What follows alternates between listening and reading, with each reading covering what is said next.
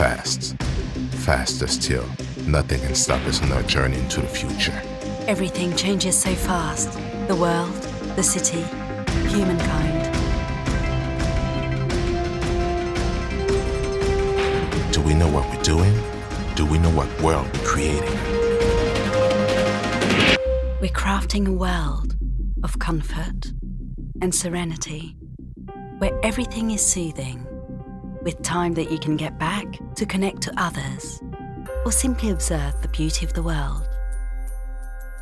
A world where forms and textures adapt to our bodies to wrap us in natural pleasure.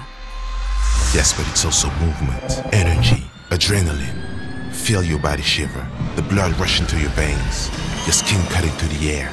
The moment where we're thrown into a vortex of speed, making us feel alive and real. Are you saying that because I'm an artificial intelligence? Not at all, Iris. I said that because just like you, the future is full of promises as long as it keeps a human form. It's up to us to decide, because in the end, the luxury of being avant-garde is being able to choose for yourself the future you want.